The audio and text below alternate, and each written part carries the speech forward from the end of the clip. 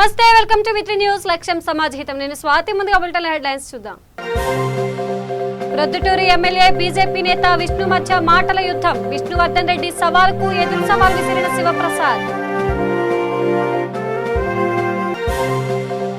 శ్రీశైలం ప్రాజెక్టుకు కొనసాగుతున్న వరద ఉధృతి. జల విద్యుత్ కేంద్రాల్లో కొనసాగుతున్న విద్యుత్ ఉత్పత్తి.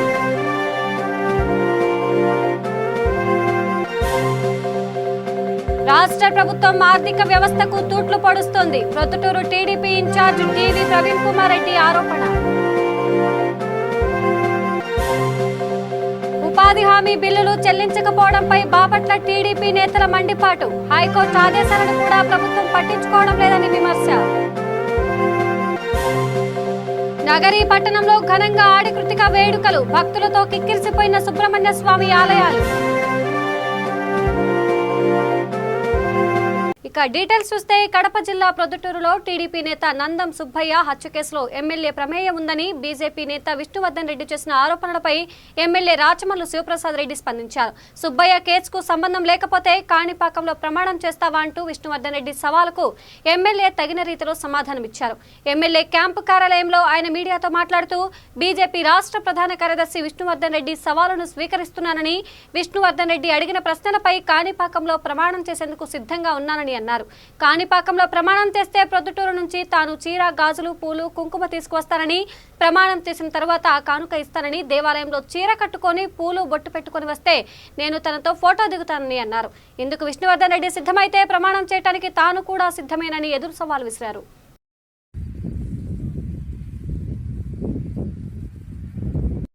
భారతీయ జనతా పార్టీకి సంబంధించిన విష్ణువర్ధన్ రెడ్డి గారు సోదరులు విశాఖపట్నం నుంచి పాత్రికేయుల సమావేశాన్ని నిర్వహించి నా సత్యశీలత నిరూపించుకునేదానికి కాణిపాకం వచ్చి ప్రమాణం చేయమని చెప్పి 5 ప్రశ్నలు సంధించినారు.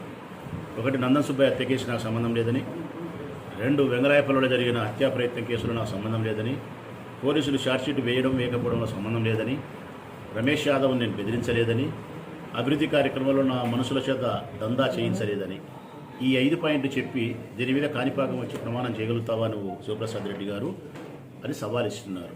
ఒకవేళ కాణిపాకం వచ్చిన ప్రమాణం చేయలేకపోతే పిరికి వారిని పారిపోయినట్టు అని చెప్పినాడు. నేను ఆయన సవాళ్ళు స్వీకరించి నేను విష్ణువర్ధన్ రెడ్డికి చెప్తా ఉన్నా, సోదరుడు విష్ణువర్ధన్ రెడ్డి నీ సవాళ్ళను స్వీకరించిన నేను కాణిపాకం వచ్చి ఈ 5 మీద ప్రమాణం చేసేదానికి సంసిద్ధమే. అయితే నా సత్యశీల నిరూపించుకునేదానికి భగవంతుని దగ్గరకు వచ్చి ప్రమాణం చేసిన తర్వాత దానికి నువ్వు చెల్లించే మూల్యం ఏమిటి? నీ పదవికి రాజీనామా చేస్తావా? రాజకీయాల నుంచి నిష్క్రమిస్తావా? క్షమాపణ చెప్తావా? తప్పు చెప్తావా? నీ ముక్కు నేలకు రాస్తావా? ఏం చేస్తావు? నన్ను ఒక సవాలు ఇచ్చిన తర్వాత దానికి ప్రతిమూల్యం చెల్లించేది ఏదో ఒకటి ఉంటుంది కదా. ఇవన్నీ ఏం చేయాల్సిన అవసరం లేదు. లక్షణంగా రాజకీయాల్లో కొనసాగు. ఏ క్షమాపణ చెప్పాల్సిన అవసరం లేదు. అన్నీ కరెక్ట్గానే ఉంటాయి. నీ మాట ప్రకారం నేను వస్తా, ప్రమాణం చేస్తా. 10 రోజులు కాదు, రేపు రమ్మని వస్తా, మన్నాడు రమ్మని వస్తా. నా యొక్క ఈ సవాల్లో ఒక చిన్న మాటను స్వీకరించాలి. ఎవరికైనా భావి తరాల రాజకీయాలకు సంబంధించి అందరికీ తెలియాలంటే కనుక కాణిపాకం వచ్చి కానీ భగవంతుడి దగ్గర ఒక సత్యశీలత నిరూపించుకునే దానికి ప్రమాణం చేసామని చెప్పి ఎవరైతే ఆహ్వానిస్తారో ఆ మనిషి చేసిన తర్వాత ఆహ్వానించిన మనిషికి ఒక చిన్న టిట్ ఫర్ టాట్ ఉండాలి బుద్ధి వచ్చేదానికి. నేను ప్రొద్దుటూరు నుంచి ఒక చీర తీసుకొస్తా, గాజులు తెస్తా, బొట్టు తెస్తా, కుంకుమ తెస్తా, నీకు మల్లెపూలు తెస్తా. కాణిపాక విఘ్నేశ్వర స్వామి ఆలయంలో నేను ప్రమాణం చేసిన తర్వాత నేను ఇచ్చిన ఈ కానుక నీకు ఇస్తా. నువ్వు దేలవలోనే చీర కట్టుకొని, పూలు పెట్టుకొని, బొట్టు పెట్టుకొని బయటికి రా. నీతో నేను ఒక ఫోటో తీయించుకుంటాను. దీనికి నువ్వు సిద్ధమని చెప్తే కనుక రేపు రమ్మంటే రేపే వస్తా, మన్నాడు రమ్మంటే మన్నాడు వస్తా. ఇంతకు మించి ఎక్కువ మాటలు అవసరమే లేదు. నువ్వు దీన్ని నేను స్వీకరించలేకపోతే పారిపోయిన పిరికి పందను అన్నావు. ఇప్పుడు నా సవాలు నువ్వు స్వీకరించలేకపోతే నువ్వు పారికిపోయిన పిరికి పందవు కూడా కాదు. ఇంకా రాజకీయపరమైన కోణంలో నిన్ను చాలా బలహీనమైనటువంటి పదజాలంతో పోల్చాల్సి వస్తుంది. అటువంటి భాషను ఉపయోగించకూడదు. కాబట్టి గౌరవప్రదంగా చెప్తానా, నీకు దమ్ము, ధైర్యము, సాహసము నువ్వు లేకుంటే రాయలసీమలో అనంతపురం జిల్లాలో పుట్టిన బిడ్డవై మా లక్షణాలు నీకు కలిగి ఉంటే నా యొక్క సవాళ్ళు స్వీకరించు, రేపు రమ్మని వస్తాను. శ్రీశైలం ప్రాజెక్టుకు వరద సాగుతుంది. దీంతో జలాశయంలోకి భారీగా వరద నీరు వచ్చి చేరుతోంది. అధికారులు ప్రాజెక్టులు 8 గేట్లు ఎత్తి దిగువకు విడుదల చేశారు. శ్రీశైలం ఇన్ఫ్లో 3,16,230 క్యూసెక్కులు కాగా అవుట్ఫ్లో 2,83,269 క్యూసెక్కులుగా కొనసాగుతోంది. శ్రీశైలం పూర్తి స్థాయి నీటి మట్టం 885 అడుగులు ఉండగా ప్రస్తుతం 884 అడుగులు ఉంది. శ్రీశైలం పూర్తి స్థాయి నీటి నిల్వ 215 టీఎంసీలు కాగా ప్రస్తుతం 208 టీఎంసీలుగా ఉంది. శ్రీశైలం కుడి ఎడమగట్టు జల విద్యుత్ కేంద్రాల్లో విద్యుత్ ఉత్పత్తి కొనసాగుతోంది.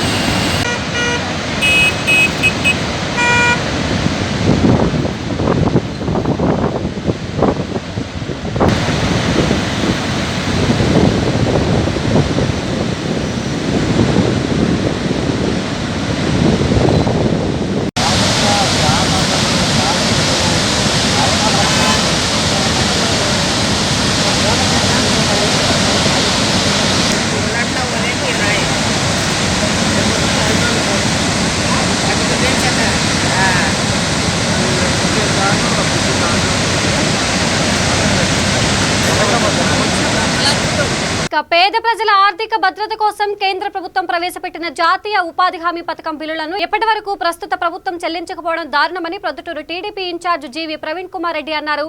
గత తెలుగుదేశం ప్రభుత్వ హయాంలో చేసిన పనులకు కేవలం కక్ష సాధింపు చర్యలు బిల్లులు ఇవ్వటం లేదని ఆరోపించారు. ఉపాధి హామీ పథకం బిల్లులు వెంటనే విడుదల చేయాలని డిమాండ్ చేస్తూ ఆయన కడప జిల్లా ప్రొద్దుటూరులో ధర్నా చేపట్టారు. ఈ సందర్భంగా మీడియాతో మాట్లాడుతూ రాష్ట్రంలో రాజారెడ్డి రాజ్యాంగాన్ని అమలు చేస్తున్నారని, వైసీపీ నాయకులు సొంత రాజ్యాంగం అమలు చేసుకుంటుంటే ముఖ్యమంత్రి జగన్ వారికి వత్తాసు పలుకుతూ ప్రజాస్వామ్యానికి విఘాతం కలిగిస్తున్నారని మండిపడ్డారు.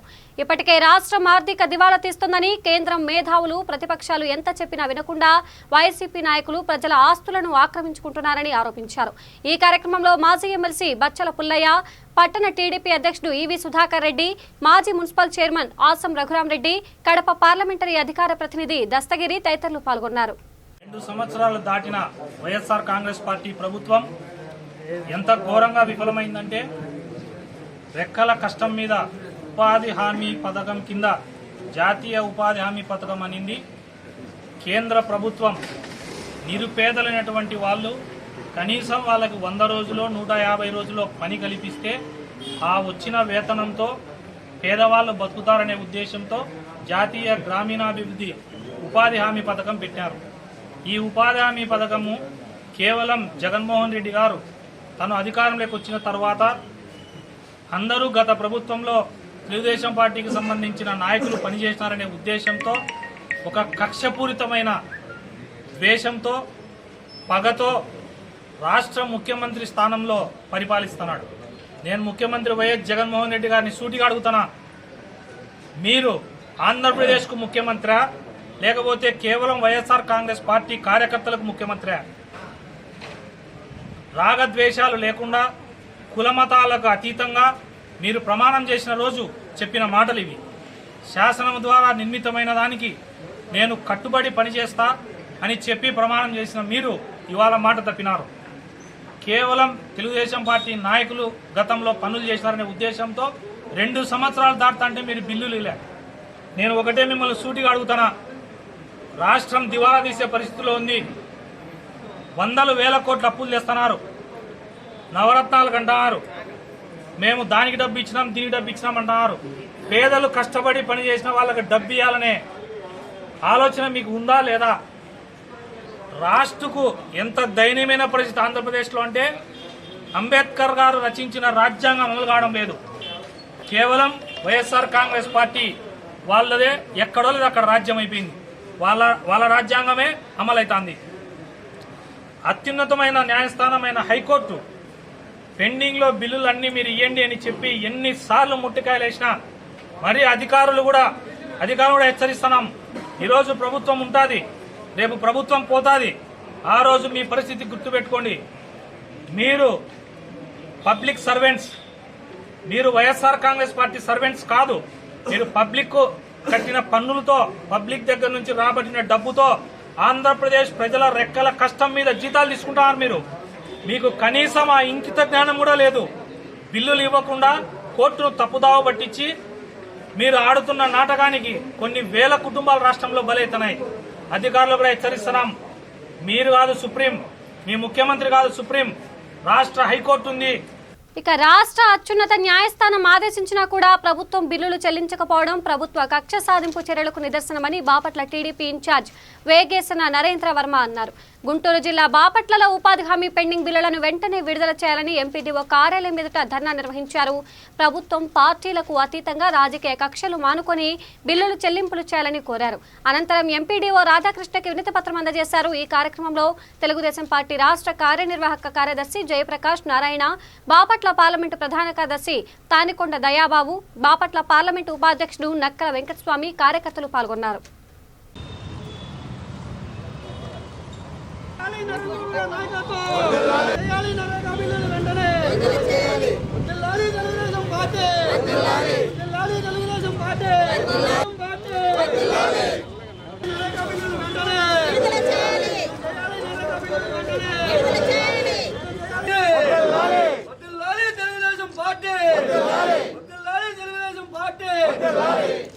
అన్ని మెటీరియల్ కాంపోనెంట్ పనులను vigilance and quality control Panchayati Raj engineering విభాగం, గ్రామీణ నీటి సరఫరా మరియు పారిశుద్ధ ఇంజనీరింగ్ విభాగాలు, SSAAT శాట్ అంటారండి, ఇది శాట్ సాంకేతిక నిపుణులు మరియు commissioner quality control wing, Panchayati Raj మరియు గ్రామీణాభివృద్ధి బృందాల ద్వారా విచారణ చేయాలని ఆదేశిస్తుంది. ఇప్పటికీ పరిశీలించి సర్టిఫై చేసిన పనులను రాష్ట్ర ప్రభుత్వం రీవెరిఫికేషన్ చేయబడింది. రాష్ట్ర ప్రభుత్వం రాజకీయ కక్ష సాధింపులకు పాల్పడుతుందని స్పష్టంగా అర్థం చేసుకోవచ్చు. ప్రభుత్వం తీసుకున్న ఈ అపరిపక్వ నిర్ణయం కారణంగా నరేగా కింద ఆస్తులను సృష్టించిన కాంట్రాక్టర్లు అనేక ఇబ్బందులు పడుతున్నారు. తీవ్రమైన ఆర్థిక భారము మరియు ఒత్తిడి కారణంగా ఇప్పటికే దాదాపు 50 మంది సైతం చనిపోయారు. ఈ నేపథ్యంలో నరేగా కింద ఆస్తులను సృష్టించి నిర్మించిన వారిని రాజకీయంగా లక్ష్యం చేసుకుని ప్రభుత్వం ప్రతీకారం తీర్చుకునేందుకు ప్రయత్నిస్తుందని మేము మీ దృష్టికి తీసుకొస్తున్నాం. పెండింగ్ బిల్లులు క్లియర్ చేయాలని ఆంధ్రప్రదేశ్ ప్రభుత్వం జీవో జారీ చేసింది. కానీ జూన్ 1, 2019కి ముందు చేపట్టిన పనులకు సంబంధించి పెండింగ్ బిల్లులు చెల్లింపులు కాగితాలకు మాత్రమే పరిమితం అయ్యాయా? వాస్తవ రూపం దాల్చలేదు. ప్రభుత్వం అబద్ధాలతో ప్రజలను మోసం చేసి తప్పుదో పట్టించడం దేశద్రోహంతో సమానం. అందువల్ల ప్రభుత్వం బాధ్యతగా పెండింగ్లో ఉన్న అన్ని బిల్లులను చెల్లింపులు చేసేలాగా చూడాలి. లేకపోతే అది కోర్టు గత్యారంగా పరిగణించబడుతుంది. 2019 జూన్ 1 మునుపు నరేగా కింద చేపట్టిన మెటీరియల్ కాంపోనెంట్ పనులకు సంబంధించి పెండింగ్ బిల్లులు FTO క్లియర్ చేయాలని తగిన చర్యలు తీసుకోవాలని అభ్యర్థిస్తున్నాం. ఇక చిత్తూరు జిల్లా నగరి పట్టణంలో ఆడి కృతిక వేడుకలు ఘనంగా జరిగాయి. హరోహర శబ్దంతో సుబ్రహ్మణ్య స్వామి ఆలయాలు మారుమ్రోగిపోయాయి. ఆలయాలు భక్తులతో కిక్కిరిసిపోయాయి. మున్సిపల్ పరిధి కొత్తపేట అగర వినాయక శ్రీవల్లి దేవసేన సమేత సుబ్రహ్మణ్య స్వామి ఆలయంలో, ఏకాంబరకుప్పం సుబ్రహ్మణ్య స్వామి ఆలయంలోను, నెత్తం కండ్రిగ గుట్టపై గల సుబ్రహ్మణ్య స్వామి ఆలయం, షిరిడి సాయి దివ్యధామంలో అర్చకులు స్వామివారికి అభిషేకం నిర్వహించి ప్రత్యేకంగా అలంకరించి భక్తులకు స్వామి దర్శనం కల్పించారు. భక్తులు అధిక సంఖ్యలో కావళ్లు సమర్పించారు. తిరుత్తణిలో సుబ్రహ్మణ్య స్వామి దర్శనం నిలిపివేయడంతో స్థానికంగా ఉన్న సుబ్రహ్మణ్య స్వామి ఆలయాలు భక్తులతో కిటకిటలాడాయి.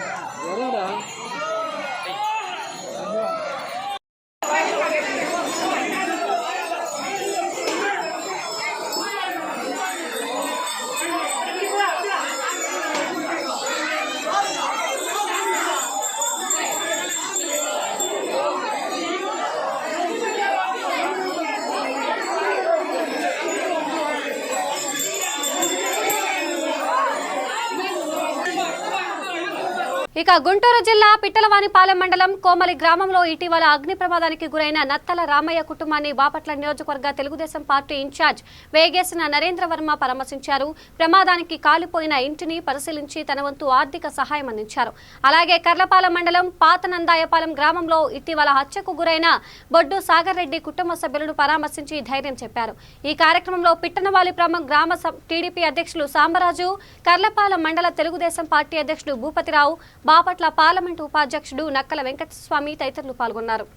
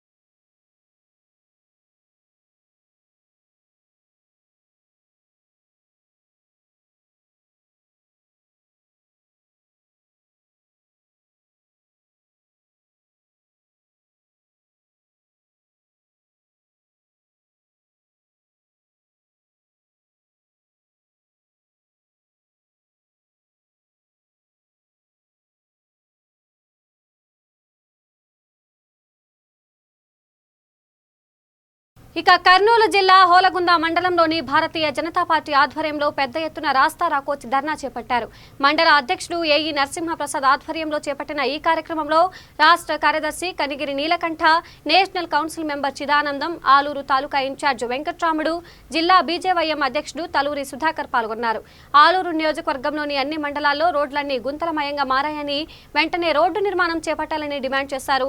అధికారంలో వచ్చి 2 సంవత్సరాలు పూర్తి చేసుకున్న వైసీపీ ప్రభుత్వం అవినీతి ప్రభుత్వంగా తయారైందని, రాష్ట్రంలో జరిగిన అభివృద్ధి శూన్యమని విమర్శించారు. వెంటనే రోడ్ల నిర్మాణం ప్రారంభించాలని డిమాండ్ చేశారు. ముఖ్యమంత్రులు అయినా కానీ మన రాయలసీమ చేసింది శూన్యం. ఈరోజు అనేక 6 మంది ముఖ్యమంత్రులు మన రాయలసీమ ఇచ్చింది. ఇలా కనీసం ఒలుగొంద మండలంలో రోజు తాగడానికి మంచినీళ్ళు కూడా దొరకని పరిస్థితి. పంటలు పండించుకుందామంటే నీళ్లు లేవు. మనం అందరం కూడా ఒకసారి ప్రశ్నించాలి. పక్కన ఒక పెద్ద నది తుంగభద్ర పోతున్నా ఉక్కేడు నీళ్లు తీసుకోవడానికి కూడా మనకు అవకాశం లేదు. మొత్తం శ్రీశైలం వెళ్ళిపోతాయి. నరేంద్ర మోడీ గారి నాయకత్వం, అమిత్ షా గారి నాయకత్వం, జిందాబాద్ జిందాబాద్ బీజేపీ జిందాబాద్. भारत माता की भारत माता की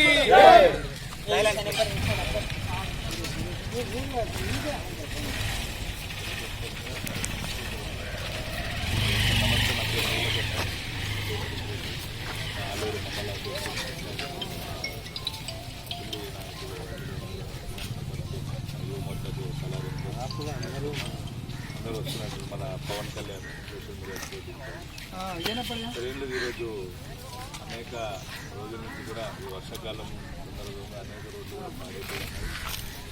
ప్రజలు కూడా మాకు తెలియజేస్తూ ఉన్నారు. ఇక్కడ హాస్పిటల్ పోవాలన్నా విద్యార్థులు అనేక అవసరాలు కూడా ఉన్నటువంటి ప్రజలు ఆధునిక ఆధునిక సందర్భంలో అది నర పట్టింది మాకు రావడానికి. కాబట్టి ఇదే విధంగా మండలంలో ఉన్న అన్ని రోడ్ల సమస్యలు పూర్తిగా అనేక ఫండ్స్ కూడా కేంద్ర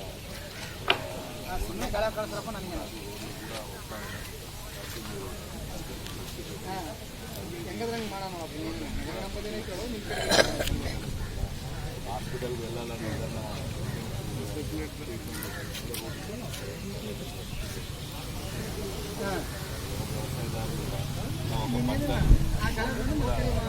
ఆధునిక కాబట్టి అన్నింటి కూడా ఉపయోగకరం. కాబట్టి దయవుంచి మీరు యొక్క విషయం మీద దృష్టి పెట్టి ఈ సమస్యను పరిష్కరిస్తారని కోరుకుంటున్నాను.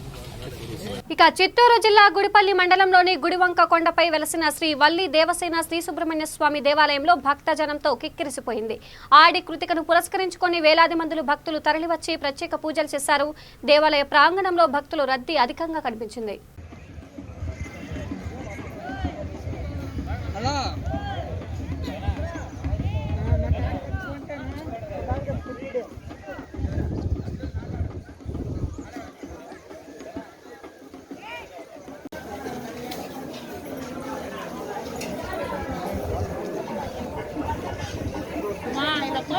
మీరు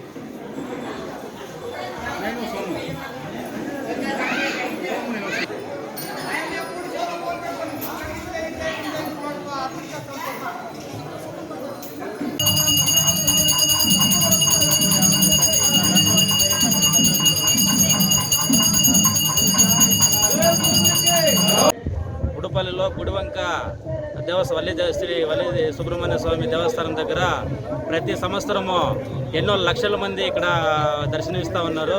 ఈరోజు అయితే కరోనా కోవిడ్ తరఫున 500 మంది కూడా రాలేకపోతున్నారు.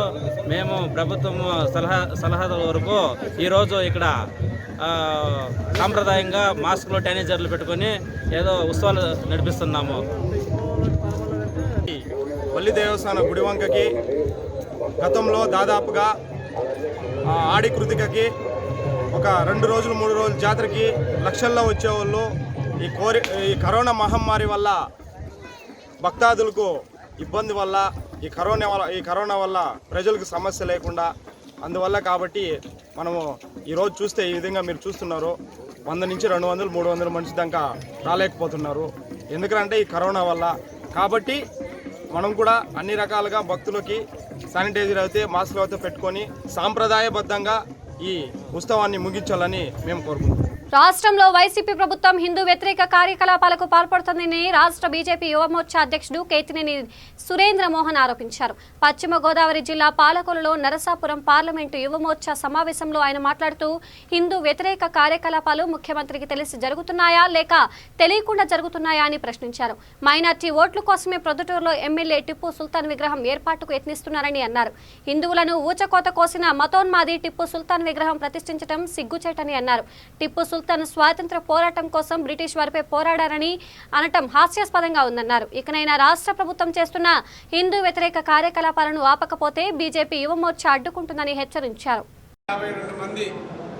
151 మంది ఎమ్మెల్యేలు ఈ యొక్క ఆంధ్రప్రదేశ్లో ఉంటే ఈ యొక్క ఎమ్మెల్యేలు చేస్తున్నటువంటి వ్యవహారం, ఈ ఎమ్మెల్యేలు మాట్లాడుతున్నటువంటి విధానం, ఇవన్నీ కూడా ఈ రాష్ట్ర ముఖ్యమంత్రికి తెలిసి జరుగుతుందా లేకపోతే తెలియక జరుగుతుందా? తెలిసి జరిగినా తెలియనట్టు యాక్షన్ చేస్తూ ఉన్నాడా, ఆయనే చెప్పి చేస్తున్నాడా? ఇది కూడా ఒక అనుమానం ఉంది పబ్లిక్లో. ఉదాహరణకి ఒక 3 రోజులు 4 రోజుల క్రితం ఎమ్మిగనూరు ఎమ్మెల్యే బక్రీద్ సందర్భంగా ఆవుల్ని చంపుతున్నారు, ఆవుల్ని చంపొద్దని చెప్పి కొంతమంది హిందూ మిత్రులు ఆ గోవుల్ని కాపాడేటువంటి సందర్భం, ఆ సందర్భంలో ముస్లిమ్స్ దాడి చేయడం, అందులో కొంతమంది హిందువులు గాయపడ్డం. ఇది కర్నూలు జిల్లా ఎమ్మిగనూరులో జరిగినటువంటి సంఘటన. ప్రజాప్రతినిధిగా గెలిచినటువంటి ఎమ్మెల్యే అందరికీ తండ్రి లాంటి వాడు. ఆ నియోజకవర్గం మెజారిటీ పీపుల్ అయినటువంటి హిందువుల మీద దాడి జరిగితే దాన్ని ఖండించకుండా గోవుల్ని తింటే తప్పేంది అని అంటాడు ఆయన. గోవుల్ని కోసుకొని తింటే తప్పేంది, మరి చట్టం ఎందుకు? గోవధ నిషేధం చట్టం ఉంది కదా, ఆ చట్టం ఎందుకు? ఇంకా గోవుల్ని కోసుకొని తినమంటున్నాడు. అయిపోయింది, ఒక వారం రోజులు అయింది ఈ పెద్ద మనిషి స్టేట్మెంట్ ఇచ్చి. దీని మీద ఆ జిల్లాలో ఉన్న మంత్రి కానీ లేకపోతే ఈ రాష్ట్రంలో ఉన్నటువంటి ముఖ్యమంత్రి కానీ హోంమంత్రి కానీ ఎవరు స్పందించలేదు, ఎవరు ఖండించలేదు. వీళ్ళందరూ పేరుకి హిందువులే. హిందువులకి గృహప్రవేశం చేసేటప్పుడు గోవుని ముందు ఇంట్లోకి తీసుకెళ్తారు. భూమాత, గోమాత, లేకపోతే మనం అన్నింటినీ కూడా మాతలతో తల్లితో సమానంగా చూస్తాం. అందులో గోవుని చాలా అత్యంత ప్రాముఖ్యంగా చూస్తాం. మరి ఎందుకు ఖండించరు?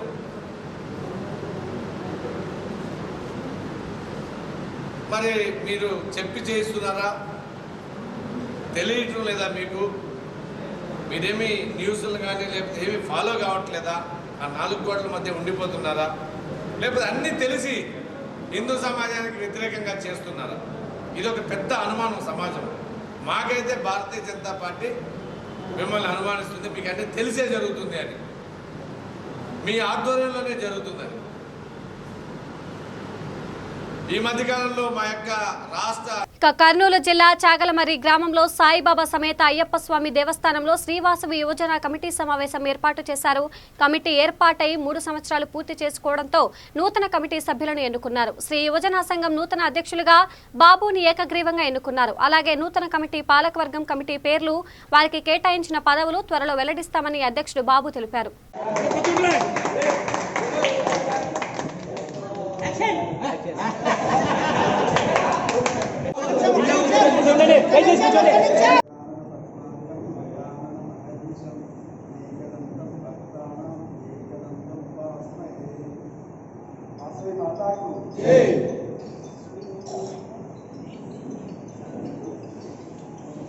బులెటిన్ ముగించే ముందు హెడ్లైన్స్ మరోసారి చూద్దాం. ప్రొద్దుటూరు ఎమ్మెల్యే బీజేపీ నేత విష్ణు మధ్య మాటల యుద్ధం. విష్ణువర్ధన్ రెడ్డి సవాల్కు ఎదురు సవాల్ విసిరిన శివప్రసాద్. శ్రీశైలం ప్రాజెక్టుకు కొనసాగుతున్న వరద ఉధృతి, జల విద్యుత్ కేంద్రాల్లో కొనసాగుతున్న విద్యుత్ ఉత్పత్తి.